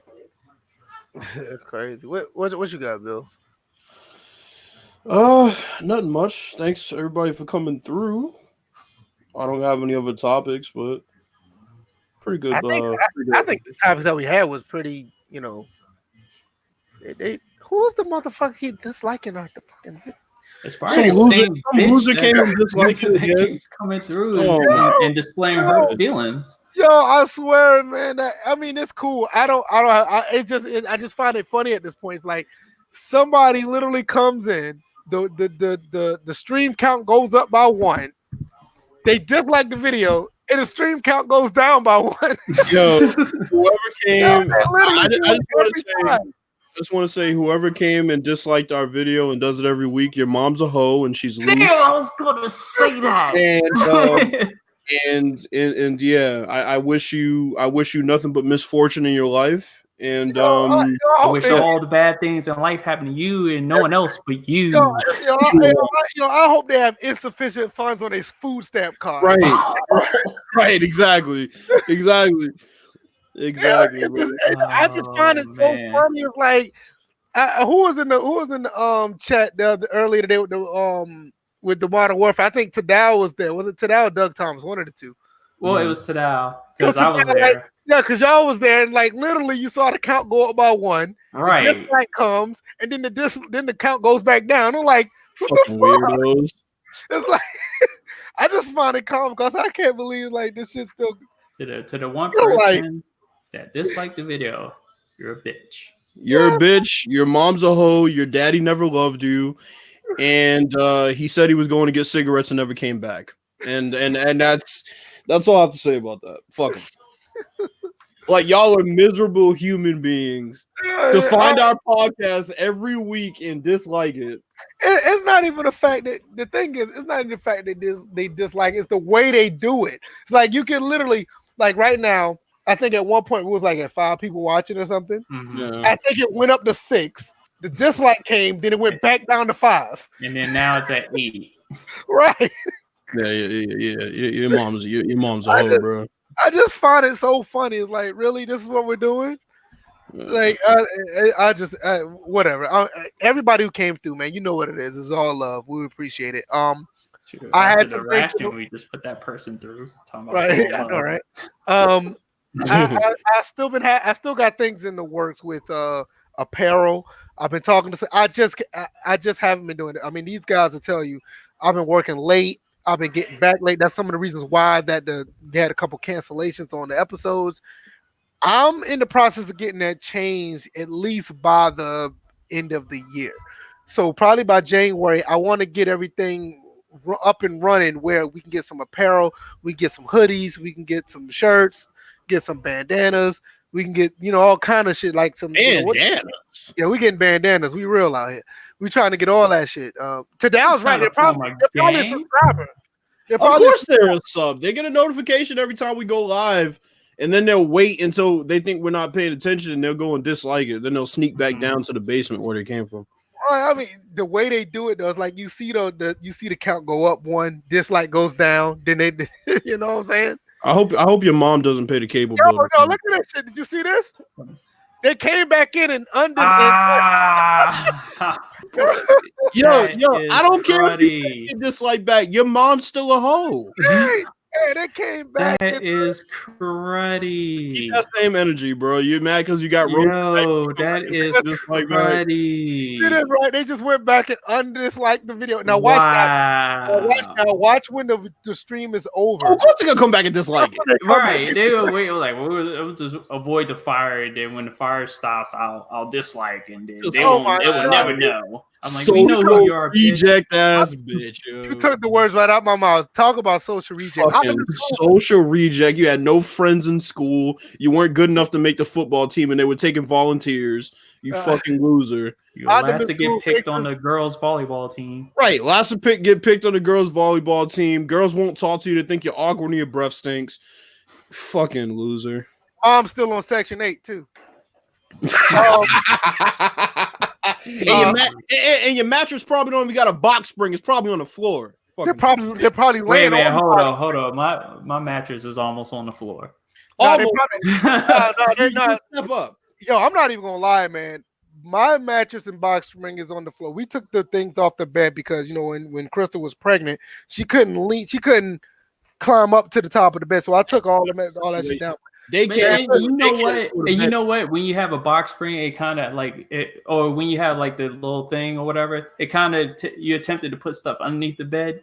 Right. Yeah. So exactly. It kind of takes that away. That was a bad habit I had. So I'm glad they should show who liked and disliked the video. Right. There it is. It's back. Yeah.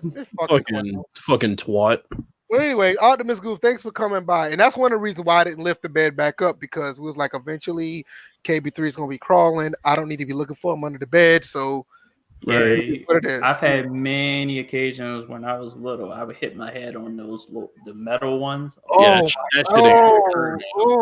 Imagine running your foot into that. Oh, God.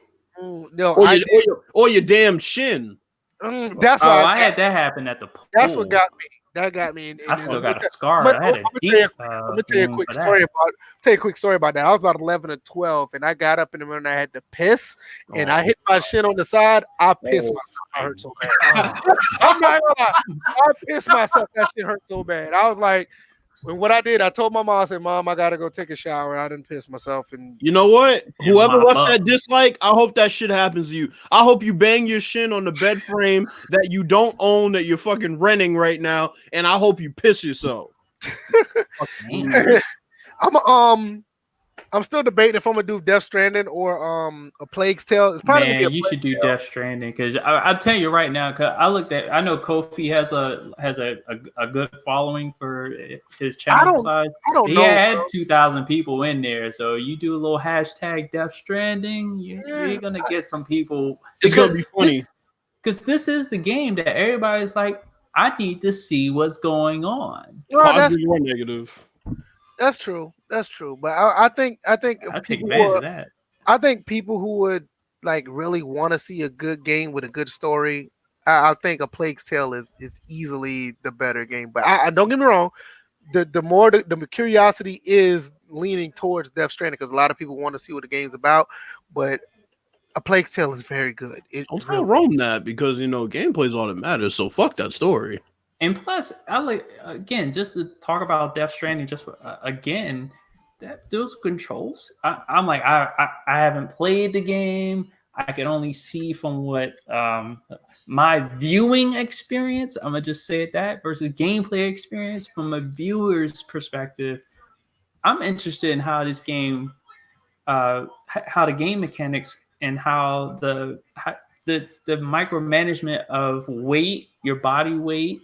Weather and all that. I'm interested in how that could be implemented in other games, like on like a Madden, as far as because like it's looking at the running animations, looking at how he's leaning when he runs due to the weight he's carrying. I'm just like, damn. I wish I had a lean when I was running with my certain running backs. That we can't. People don't want it. They want to turn on us. Well, they had it. They had it in a couple of matches. That's what I'm saying. Madden 19, Madden 25, and that was it. It was either patched out or they just messed everything up with other things and it went away. So you know how that goes on. Tuesday, we'll be back with more stuff. Q&A. We need to come up with a hashtag, man, a better way. Ask first sound like a response to Me Too. I don't. That's what I'm saying. Ask first just sounds like some Bill Cosby shit. Yeah, like, can I touch you? Fucking Louis C.K. shit. All right, so yeah, exactly. So we need to come up with another hashtag. I'm trying. We'll brainstorm. Probably at least Saturday we'll come up with one. Y'all come up with some questions. Be like an AUA. Ask us anything. Yeah, that's not bad. That's not bad. People might think we're dyslexic and trying to say AAU though. Yeah, like what you talking about basketball for? That just exposes them.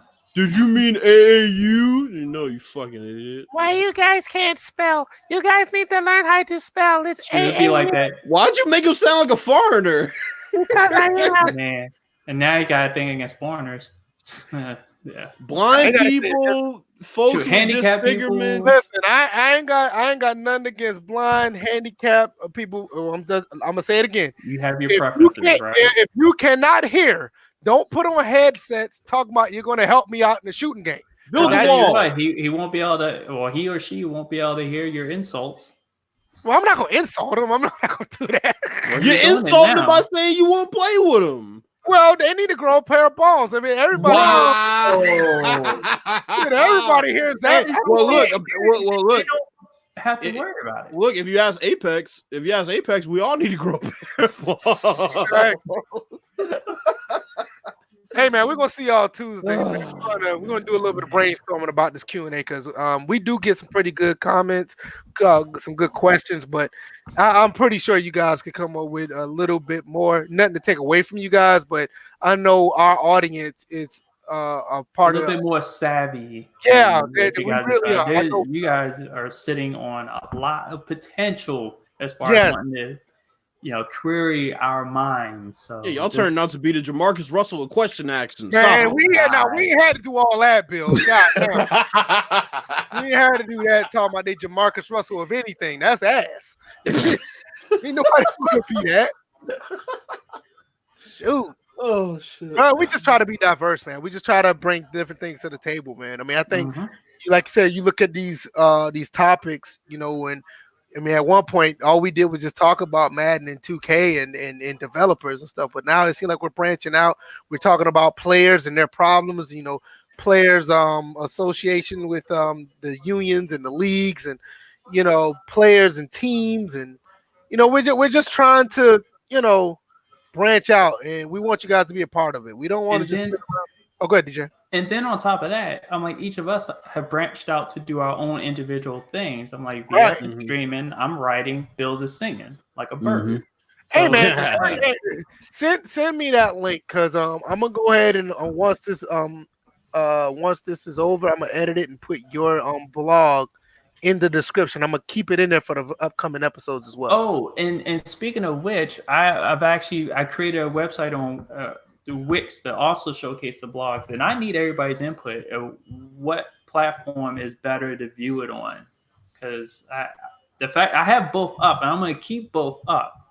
So I definitely want to see, because I feel like the design on Wix is way better, but I want to know folks' opinion on that. Yeah, because like I said, DJ's doing blogs. I'm going to get back to doing vlogs. I got my camera in here. I can use that instead of, along with the live streams. Bill's do his thing on Twitter and he sings as well. So we're way more diverse than just trying to, tell you that we got, connections to devs to make a game better. Oh, you ain't have to do all that. Or we'll be back with more content. You ain't have to do all that either. Yeah, we're not here just for that, man. We want to expand our horizons when it comes to gaming and sports. I mean, we're men, and those are the two things that actually, gravitate us to one another: sports and gaming. And if we were some hungry motherfuckers, we'd talk about barbecue. But I mean, I'm not doing barbecue. But I'd be like Jack with Johnny.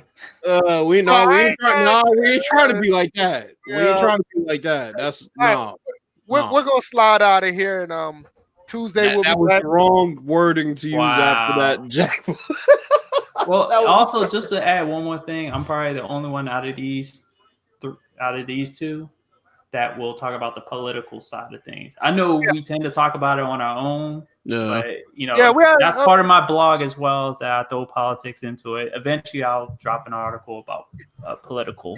Yeah, to be honest, I mean, I think last Tuesday after the podcast, we had a pretty good conversation about it. I think, y'all two had a good conversation about it. He was over there typing on the store. Yeah, he was doing right? Tell me why these two were having a very deep political conversation. It was really about like societal type of conversation. I got through like at least 3/4 of my article.